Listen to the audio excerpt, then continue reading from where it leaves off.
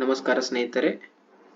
HK exam 2026 ಬರೆದಿರುವ ಪ್ರತಿಯೊಬ್ಬರ ಮನಸ್ಸಿನಲ್ಲೂ ಈಗ ಒಂದೇ ಪ್ರಶ್ನೆ, ರೀ ಎಕ್ಸಾಮ್ ಆಗುತ್ತಾ?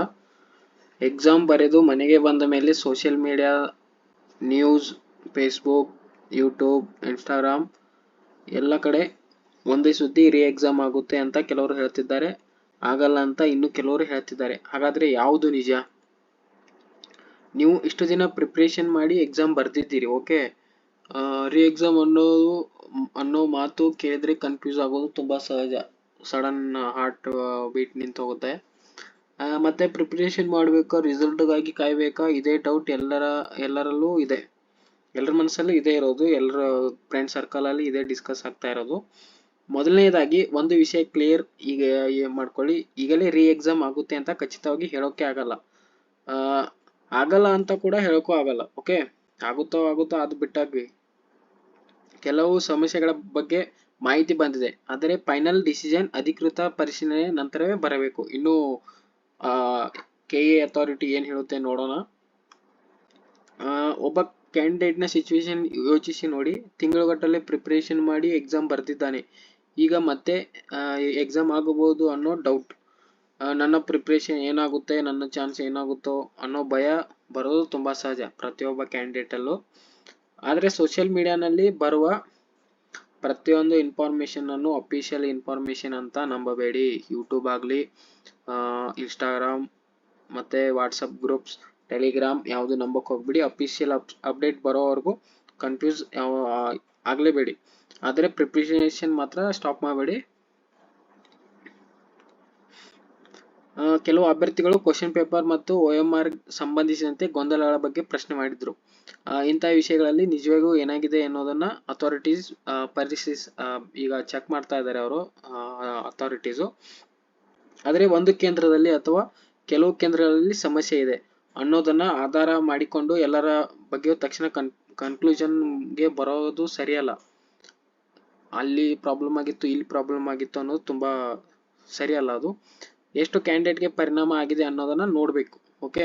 ಎಷ್ಟು ಜನಕ್ಕೆ ಪರಿಣಾಮ ಆಗಿತ್ತು, ಏನಾಯ್ತು, ಏನಿಲ್ಲ. ವಿಜಯಪುರದಲ್ಲಿ ಕೆಲವು ಪರೀಕ್ಷಾ ಕೇಂದ್ರಗಳ ಬಗ್ಗೆಯೂ ಅಭ್ಯರ್ಥಿಗಳಿಂದ ಪರೀಕ್ಷೆ ಮತ್ತು ಮಾಹಿತಿ ಕೇಳಿ ಬಂದಿದೆ, ಪರೀಕ್ಷೆಯ ಸಮಸ್ಯೆಗಳ ಮಾಹಿತಿ ಕೇಳಿ ಬಂದಿದೆ. ಆದ್ರೆ ಇಲ್ಲಿ ಕೂಡ ನಮ್ಮ ಕೆಲಸ ರೂಮರ್ಸ್ ಫಾಲೋ ಮಾಡೋದಲ್ಲ, ಫ್ಯಾಕ್ಟ್ ಅನ್ನು ಏನಾಗಿದೆ ಅನ್ನೋದು ಅಫಿಷಿಯಲ್ ಆಗಿ ತಿಳ್ಕೊಳ್ಬೇಕಾಗಿದೆ. ಸಮಥಿಂಗ್ ಫೇಕ್ ನ್ಯೂಸ್ ಸ್ಪ್ರೆಡ್ ಆಗಿದೆ ಅನ್ಕೋತೀನಿ, ಇಲ್ಲ ನಿಜ ಇದೆ ಗೊತ್ತಿಲ್ಲ. ಅದು ಅವ್ರ ಅಥಾರಿಟೀಸ್ ಏನ್ ಡಿಸಿಷನ್ ತಗೋತಾರೆ ಅನ್ನೋದ ಕಾಯ್ದು ನೋಡೋಣ. ಇದು ಸಾವಿರಾರು ವಿದ್ಯಾರ್ಥಿಗಳ ಫ್ಯೂಚರ್ಗೆ ಸಂಬಂಧಪಟ್ಟ ಎಕ್ಸಾಮ್. ಕೆಲವರಿಗೆ ಇದು ಫಸ್ಟ್ ಅಟೆಂಪ್ಟ್, ಕೆಲವರಿಗೆ ಬಹಳ ದಿನಗಳ ಪ್ರಿಪರೇಷನ್ ರಿಸಲ್ಟ್, ಇನ್ನು ಕೆಲವರಿಗೆ ಇದು ಲಾಸ್ಟ್ ಅಟೆಂಪ್ಟ್ ಆಗಿತ್ತು. ಆದ್ದರಿಂದ ಡಿಸಿಷನ್ ಎಲ್ಲರ ಸಿಚುವೇಶನ್ ಗಮನದಲ್ಲಿಟ್ಟುಕೊಂಡು ಆಗಬೇಕು. ಇನ್ನು ಸಕಲೇಶಪುರ ಭಾಗದಲ್ಲಿ ಪ್ರಕೃತಿಯ ವಿಕೋಪದಿಂದ ರೈಲು ಸಂಚಾರಕ್ಕೆ ಅಡಚಣೆ ಉಂಟಾದ ಬಗ್ಗೆ ಮಾಹಿತಿ ಬಂದಿದೆ. ಅದು ಮಾಹಿತಿ ಒಂದು ದೊಡ್ಡ ನ್ಯೂಸ್ ಆಗಿದೆ. ಇದರಿಂದ ಕೆಲವು ಅಭ್ಯರ್ಥಿಗಳು ಎಕ್ಸಾಮ್ ಸೆಂಟರ್ ರೀಚ್ ಆಗ್ಲಿಕ್ಕೆ ಆಗಿಲ್ಲ ಅನ್ನೋ ಮಾಹಿತಿಯು ಹೊರಬಿದ್ದಿದೆ. ಒಬ್ಬ ಕ್ಯಾಂಡಿಡೇಟ್ ತನ್ನ ತಪ್ಪಿನಿಂದ ಎಕ್ಸಾಮ್ ಮಿಸ್ ಮಾಡಿಲ್ಲ, ಓಕೆ. ಯಾರೋ ಅವ್ರವ್ರ ಪರ್ಸನಲ್ ಮಿಸ್ಟೇಕ್ಸ್ ಇಂದ ಮಾಡಿಲ್ಲ, ಅವನು ಸಮಯಕ್ಕೆ ಹೊರಟಿದ್ದಾನೆ. ಆದರೆ ಪ್ರಕೃತಿಯ ವಿಕೋಪದಿಂದ ಟ್ರಾನ್ಸ್ಪೋರ್ಟೇಷನ್ ಪ್ರಾಬ್ಲಮ್ ಆಗಿದೆ. ಇಂತಹ ಜೆನ್ಯೂನ್ ಸಿಚುವೇಶನ್ ಅನ್ನು ಅಥಾರಿಟೀಸ್ ಕನ್ಸಿಡರ್ ಮಾಡಲೇಬೇಕು. ಇದರ ಬಗ್ಗೆ ನೀವೆಲ್ಲ ಧ್ವನಿ ಎತ್ತಲೇಬೇಕು. ಈಗ ಕ್ಯಾಂಡಿಡೇಟ್ಸ್ ನ ಮನಸ್ಥಿತಿ ಯೋಚಿಸಿ ನೋಡಿ, ಓಕೆ. ಇಲ್ಲಿ ಕ್ಯಾಂಡಿಡೇಟ್ಸ್ ನ ಮನಸ್ಥಿತಿಯನ್ನು ಯೋಚಿಸಿ ನೋಡಿ. ಕೈಲಿ ಅಡ್ಮಿಟ್ ಕಾರ್ಡ್ ಇದೆ, ಎಕ್ಸಾಮ್ ಬರೆಯಬೇಕು ಅನ್ನೋ ಆಸೆ ಇದೆ, ಆದ್ರೆ ತನ್ನ ಕಂಟ್ರೋಲ್ ನಲ್ಲಿ ಇಲ್ಲದ ಕಾರಣ ಸೆಂಟರ್ ತಲುಪಲು ಆಗಿಲ್ಲ. ಅದು ಮಗುವಿಗೆ, ಅವನಿಗೆ ತನ್ನ ಪ್ರಿಪರೇಷನ್ ಏನಾಯ್ತು ಅನ್ನೋ ಫೀಲಿಂಗ್ ಇರಬಹುದು, ಓಕೆ. ಅದಕ್ಕೆ ಡಿಸಪಾಯಿಂಟ್ಮೆಂಟ್ ಫೇಸ್ ತೋರಿಸ್ತಾ ಇದೆ. ಹಾಗಾದ್ರೆ ಈಗ ದೊಡ್ಡ ಪ್ರಶ್ನೆ, ಅಂತಿಮ ನಿರ್ಧಾರ ಏನಾಗಬಹುದು? ರೀ ಎಕ್ಸಾಮ್ ಮಾಡ್ತಾರಾ ಅಥವಾ ಇದೇ ಎಕ್ಸಾಮ್ ರಿಸಲ್ಟ್ ಮುಂದುವರಿಸ್ತಾರಾ, ಇಲ್ಲ ಇದನ್ನ ಅಥಾರಿಟೀಸ್ ಎಲ್ಲ ಫ್ಯಾಕ್ಟ್ಸ್ ಪರಿಶೀಲಿಸಿ ಡಿಸೈಡ್ ಮಾಡ್ತಾರಾ? ನನ್ನ ಅಭಿಪ್ರಾಯ ಏನಂದ್ರೆ, ಜೆನ್ಯೂನ್ ಕ್ಯಾಂಡಿಡೇಟ್ಸ್ಗೆ ಅನ್ಯಾಯ ಆಗಿದ್ದರೆ ಇದನ್ನ ಪರಿಶೀಲಿಸಬೇಕು. ಅದೇ ಸಮಯದಲ್ಲಿ ಈಗಾಗಲೇ ಎಕ್ಸಾಮ್ ಬರೆದಿರುವ ಸಾವಿರಾರು ಕ್ಯಾಂಡಿಡೇಟ್ಸ್ ಅವರ ಇಂಟ್ರೆಸ್ಟ್ ಕೂಡ ಪ್ರೊಟೆಕ್ಟ್ ಆಗಬೇಕು. ಎಲ್ಲ ಫ್ಯಾಕ್ಟ್ಸ್ ನೋಡ್ಕೊಂಡು ಡಿಸಿಷನ್ ಬರಬೇಕು. ವೇಟ್ ಅಂಡ್ ಪ್ರಿಪೇರ್ ನೋಡಿ. ಆದ್ರೆ ಸ್ನೇಹಿತರೆ, ಇಲ್ಲಿ ನಾನು ನಿಮಗೆ ಒಂದು ಮುಖ್ಯವಾದ ಮಾಹಿತಿ ಹೇಳಬೇಕು. ರೀ ಎಕ್ಸಾಮ್ ಆಗುತ್ತಾ ಅಂತ ಕಾಯ್ತಾ ಪ್ರಿಪರೇಷನ್ ನಿಲ್ಲಿಸಬೇಡಿ. ರೀ ಎಕ್ಸಾಮ್ ಆಯ್ತು ಅಂದ್ರೆ ನೀವು ರೆಡಿ ಇರ್ರಿ. ರೀ ಎಕ್ಸಾಮ್ ಆಗ್ಲಿಲ್ಲ ಅಂದ್ರೆ ಅದೇ ಪ್ರಿಪರೇಷನ್ ಮುಂದಿನ ಎಕ್ಸಾಮ್ಗೆ ಉಪಯೋಗ ಆಗುತ್ತೆ. ಆದ್ರೆ ಈಗ ಓದೋದು ನಿಲ್ಲಿಸಿದ್ರೆ ನಾಳೆ ನೋಟಿಫಿಕೇಶನ್ ಬಂದಾಗ ಮತ್ತೆ ಜೀರೋದಿಂದ ಸ್ಟಾರ್ಟ್ ಮಾಡಬೇಕಾಗುತ್ತೆ. ಹಾಗಾದ್ರೆ ಫೋನ್ನಲ್ಲಿ ಅಪ್ಡೇಟ್ ಹುಡುಕೋದು ಕಡಿಮೆ ಮಾಡಿ.